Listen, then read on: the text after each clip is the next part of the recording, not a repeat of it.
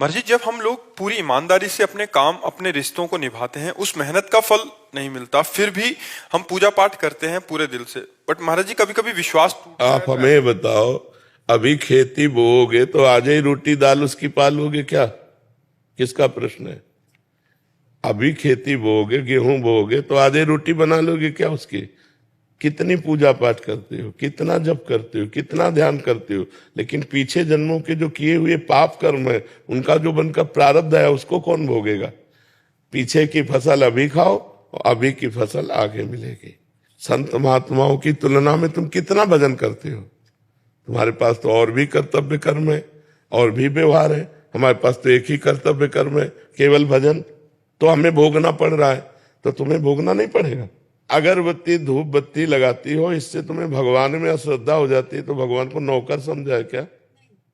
फिर अश्रद्धा क्यों? अश्रद्धा शब्द क्यों? अश्रद्धा नहीं है, पर मेरा प्रश्न ये है कि जो आने वाली युवा पीढ़ी है, जो बच्चे हैं, जो देखते हैं, तो उनका विश्वास। हाँ, आने वाली युवा पीढ़ी गर्लफ्रेंड बनावे, बॉयफ्रेंड बनावे, जहर जैसे व्यसन करे, गंदे आचरण करे, भगवान पर श्रद्धा करे, तो नरक जाओ, दुर्गति भोगो। अगरबत्ती लगाने से हमारा प्रारब्ध बदल जाएगा? इतनी बड़ी तपस्या है, पाप किए हो तूफान जैसा, पहाड़ जैसा, और अगरबत्ती के धुआं से पहाड़ उड़ाना चाहती हो, उड़ जाएगा क्या? पाप करते समय सोचते हैं भ्रूण हत्या, गर्भ हत्या, बलात्कार, चोरी चोरी, नाना प्रकार के पाप करोगे। जब वो फलीभूत होंगे तब श्रद्धा करो भगवान पे, अश्रद्धा करो, भोगना पड़ेगा तुम्हें। अगरबत्ती लगाओ चाहे धूप बत्ती लगाओ, अवश्य में भोक्तव्यम कृतम कर्म शुभाशुभम। समझ में आ रहा है ना? यह इतना भजन करो कि अपने प्रारब्ध को विध्वंस कर दो, तब देखो। अरे 2-4 माला घुमा लिए, अगरबत्ती लगा, धूप बत्ती है, भगवान को धूप बत्ती चाहिए, भगवान को अगरबत्ती चाहिए, तुम्हारे अच्छे आचरण होने चाहिए। वर्तमान में अच्छे आचरण नहीं है। ईमानदारी से बोलो, जितने लोग बैठे हो, इस जन्म में अगर तुमको न्यायाधीश तुम्हारे कर्मों का आचरण का बना दिया जाए, तो तुम कितना अपने को दंड दे सकते हो? खुद न्यायाधीश बन के देखो तुमने कितनी गलतियां की है और क्या दंड तुम्हें मिला? कुछ नहीं। भगवान की कृपालुता की तरफ देखते हो? नहीं देखते हो। अनंत जन्मों से मनमानी आचरण करते लोग चले आ रहे। अब जब उनका फल आता है, अब इस जन्म में 2-4 अगरबत्ती लगा दी और हमें भगवान पर श्रद्धा हो रही। नौजवानों में रास्ता इसी बात का ना, डिप्रेशन में गए, कर ली, ये कर लिया, वो कर लिया, यही परिणाम है। अश्रद्धा का परिणाम यही है। तुम अपने आचरणों को न देखो, भगवान को देखो। तुम चाहो कि हमें खूब पाप कर्म करें और इसके बाद जो है हमें भगवान आकर गले लगा लें, ऐसा होगा क्या? महाराज जी, ये प्रश्न इन्हीं का नहीं है। ये क्या आजकल क्या हो गया महाराज जी, अनुष्ठान, नाम जप और कोई भी साधना नहीं है, बट जैसे मंदिर गए, मेरा पास हो जाओ हे प्रभु, पास हो जाऊं, पास नहीं हुए तो भगवान ने पास नहीं किया। पढ़ाई मत करो भगवान पास कर दे। मैंने मांगा कि मेरा बच्चा ठीक हो जाए, ठीक नहीं हुआ तो अश्रद्धा हो गई भगवान से। क्या फर्क पड़ता है? आकाश के ऊपर थूको, कोई फर्क पड़ता है क्या? तुम्हारे मुंह पे छिट्टियां पड़ेगी आके, भगवान आकाश के समान महान है, उनको क्या फर्क पड़ता? उन्होंने देखो, उन्होंने आपको खेती दे दी, आपको बीज दे दिया, अब आप जो बोओगे वो आपको काटना होगा। आपने पसंद किया बम्बूल, तो बम्बूल जगेगा उसमें बोया जो आपने। दाक्षुआरा बोओगे तो दाक्षुआरा, बोते हो बम्बूल, चाहते हो दाक्षुआरा, ये कैसे मिलेगा? विचार करके देखो। करते हो गंदे आचरण, चाहते हो उत्तम फल। हर कार्य की सफलता उत्तम आचरण से होती है, ध्यान रखना।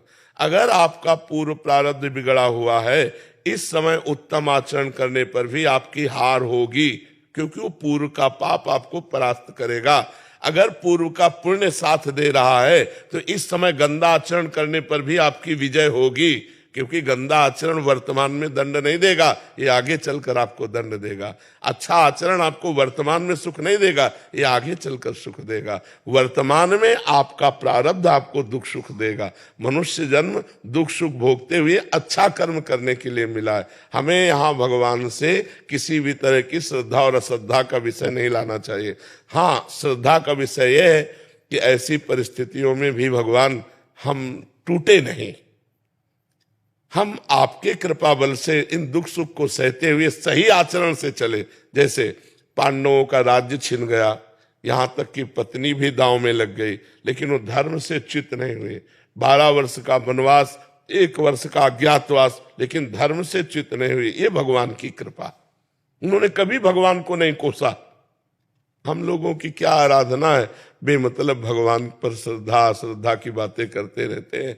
भगवान क्या है, महान है, वो एक महान पावर है। आप अब देखो, बिजली को गाली दो, कनेक्शन सही हो ना, आपके बोर्ड में बिजली आ रही है, आपने 2 तार ऐसे लगाए और वो कनेक्शन सही नहीं हुआ, अब ऑन ऑफ करते रहो, बल्ब सही है, तार भी सही है, प्लग भी सही है, बोर्ड में बिजली है, लेकिन वो ऑन नहीं होगी, जलेगी नहीं। क्यों? कनेक्शन सही नहीं। वो पावर है, परमात्मा पावर है, उससे सही कनेक्शन करो, सही आचरणों के द्वारा, पवित्र भोजन, पवित्र आचरण, पवित्र विचार, पवित्र नाम जप करते हुए, तो देखो आपके अंदर पावर आ जाएगा। बड़े से बड़े दुख को मुस्कुराकर सहोगे और जय बोलोगे, अश्रद्धा नहीं होगी, जय बोलोगे। देखो ठाकुर हरिदास जी चैतन्य महाप्रभु के परिकर में हरे कृष्ण 3 लाख नाम जप करते हैं। यवन बादशाह को काजियों ने भर दिया तो उनको बंदी बना लिया गया और कहा गया कि आप यवन कुल में जन्मे हो, तो उनको सजा दी गई 22 बाजारों में कोड़े मार मार करके उनको मृत्यु दंड। कोड़ा जब लगता तो कहते हरि बोल, हरि बोल, जय हो प्रभु आपकी।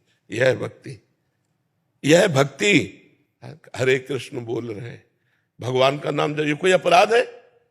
और दंड उसका क्या है? 22 बाजारों में मार कोड़े मृत्यु दंड। लेकिन हरि बोल, जब जल्लाद कहते हरि बोल कहता है तो मुस्कुरा देते, तूने भी हरि बोल कहा ना, तेरा भी कल्याण हो जाएगा। जो वास्तविक भगवान के पावर से जुड़ गए हैं, देखो देखो ये है पावर। प्रहलाद जी को आग में रखा जा रहा है, जय श्री हरि। यहाँ हमारी क्या है, हमारी छोटी सी बात नहीं बनी, हमारे कर्म के अनुसार तो हम भगवान पर श्रद्धा कर ले। ये नौजवानों की आज जो बुद्धि बिगड़ रही ना, ये अश्रद्धा के कारण ही तो बिगड़ रही। अगर वो श्रद्धा करके माता पिता के चरण छूते, श्रद्धा करके अध्यात्म को स्वीकार करते, तो ना तो व्यभिचार में जाते, ना व्यसन में जाते, अपनी पढ़ाई को पढ़ते, अपने कर्तव्य को पूरा करते, अच्छे नंबर लाते। भाई अपने चैप्टर में बुद्धि तभी लगेगी जब हमारी बुद्धि शुद्ध होगी, एकाग्र होगी। अब व्यभिचारी की बुद्धि शुद्ध होगी क्या? अपवित्र बुद्धि। व्यभिचारी की बुद्धि एकाग्र होगी क्या? नहीं, चंचल बुद्धि। व्यभिचारी की बुद्धि व्यसन रहित होगी क्या? नहीं, नशेबाज। तो नशेबाज, व्यभिचारी और चंचल बुद्धि वाला किसी भी चैप्टर को कंठस्थ नहीं कर सकता, किसी भी विषय में सफल नहीं हो सकता। ये लोग कैसी बातें करते हैं, भगवान पर श्रद्धा नहीं, ऐसे नहीं चला जाता। ब्रह्मचर्य से रहो, पवित्र आचरण करो, पवित्र भोजन करो, एकाग्रता पूर्वक पढ़ाई पढ़ो, हर विषय में पास हो जाओगे, हर विषय में पास हो जाओगे।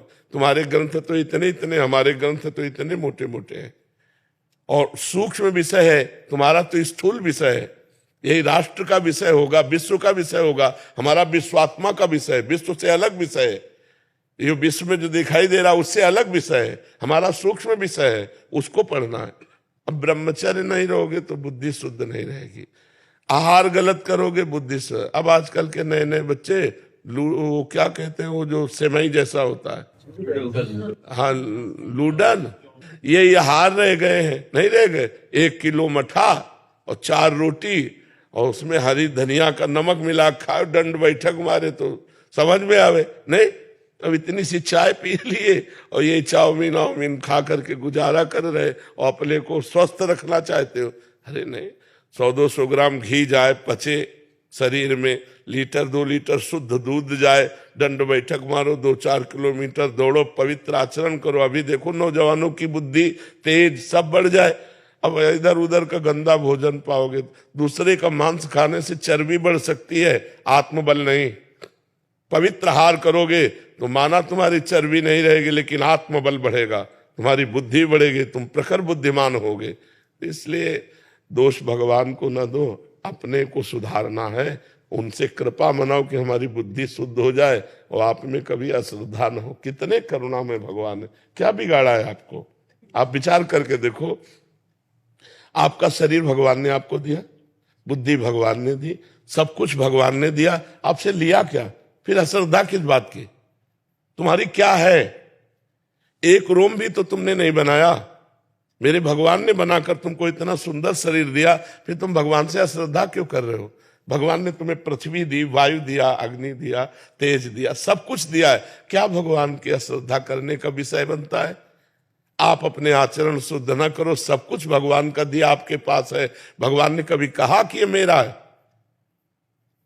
और आप 100 रुपया भगवान को दोगे तो 1000 जगह कहोगे कि बिहारी जी में जाकर हमने चढ़ाया था और बिहारी जी ने हमारी बात नहीं सुनी। तुम सुनते हो भगवान की बात, सब कुछ दिया भगवान ने। गीता जी में भगवान कहते, भागवत जी में कहते, तुम एक भगवान की बात न मानो तो तुम्हारी भगवान कैसे बात मान लेंगे? अभी भगवान की बात मानो, तुम्हारी बात भगवान मान लेंगे। बड़े बुरे से बुरे कर्म का भी तुम्हें दंड नहीं मिलेगा। अहम त्वं सर्व पापेभ्यो मोक्षयिष्यामि मा शुचा। तो बहुत समझना पड़ेगा, अध्यात्म को समझना पड़ेगा। जैसा बोओगे वैसा काटना पड़ेगा। ऐसे ऐसे लोगों से पाप बन रहे जिसे समझते नहीं पाप है।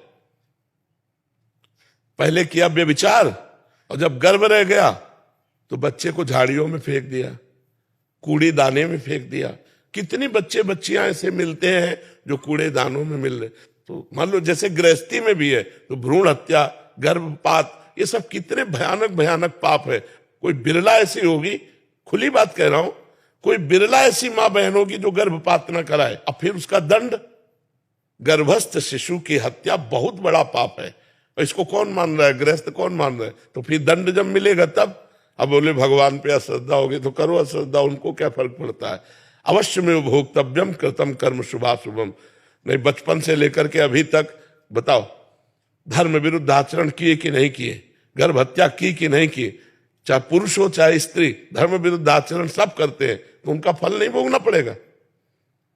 बाद में कहो कि हम मंदिर में जाके कह दें कि भगवान मेरी बात सुन लो। कैसे सुन लेंगे? तुमने भगवान की बात सुनी? भगवान जब कह रहे हैं कि 25 वर्ष तक ब्रह्मचर्य रहो, फिर जब ब्याह हो जाए, पाणी ग्रहण हो जाए जय वर्ष में, तो गृहस्थी धर्म में फिर अपने ब्रह्मचर्य को तोड़ो। कौन रह रहा है? सबसे पहला आश्रम सबका है ब्रह्मचर्य, फिर गृहस्थ, फिर वानप्रस्थ, फिर सन्यास। कोई चल रहा है? अभी उठ के खड़े होना नहीं आता, बॉयफ्रेंड हो गए।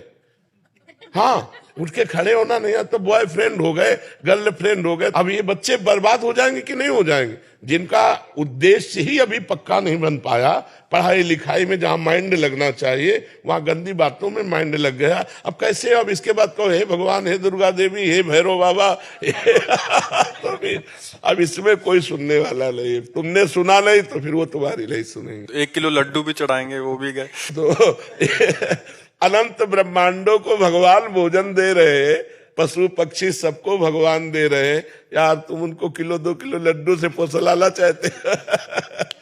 महाराज जी ऐसे ही हो गया है आज। देखो, एक चुल्लू पानी में वो फुसल जाने वाले हैं, एक तुलसी दल में फुसल जाने वाले हैं, पर ईमानदार के हाथ से। बेईमान के हाथ से करोड़ों का भोग लगा गया दुर्योधन ने। महल में करोड़ों की भोग की व्यवस्था अरबों की थी, भगवान देखा भी नहीं। और विदुरानी के हाथ के केले के छिलके पाए जाके तुरंत, घंटा 2 घंटा नहीं, वहां से हटने के बाद सीधे विदुरानी के घर गए। दुर्योधन से कहा मुझे भूख नहीं है, और वहां जाके कहा भूख लगी लाओ। और वो ऐसी प्रेम में बावरी कि गूदा फेंक रही, छिलका दे रही, महाराज छिलका खा रहे। वाह वाह। देखो, ये अखिल कोटि ब्रह्मांडों का मालिक है, अरबों का भोग व्यवस्था किए दुर्योधन, भगवान ने देखा भी नहीं। और विदुरानी के हाथ के छिलके पा रहे हैं। कैसे? वो तो चुल्लू भर जल में रीझ जाने। पत्रम पुष्पम फलम तोयम ये में भक्ता प्रेक्षति। भगवान को यार वैभव चाहिए, सारा वैभव तो उन्हीं का है। सोने की खान, चांदी की खान, सब पृथ्वी में उन्हीं का है। उनको 100-200 ग्राम सोना या 100-200 ग्राम लड्डू पेड़ा इससे रिझाया जा सकता है क्या? वो हमारे पिता, हमारे स्वामी, हमारे मालिक हैं। उनको हम क्या रिझा सकते हैं? हम तो अधिकार पूर्वक कह सकते हैं कि आपको ये काम बनाना होगा। कब? जब हम उनकी आज्ञा पे चलेंगे। जैसे अपने आप पापा की 10 बात मानते हो तो एक बात तो मनवा ही सकते हो आप। पापा की एक को न मानो, 10 अपनी मनवाना चाहो तो थप्पड़ी आ जाओगे। नहीं तो भगवान की हम बात एक नहीं मान रहे, और भगवान से हम अपनी सब बात मनवाना चाहते हैं। यार इतने कमजोर भगवान नहीं है। फिर नहीं, फिर माया आपको पीट देगी।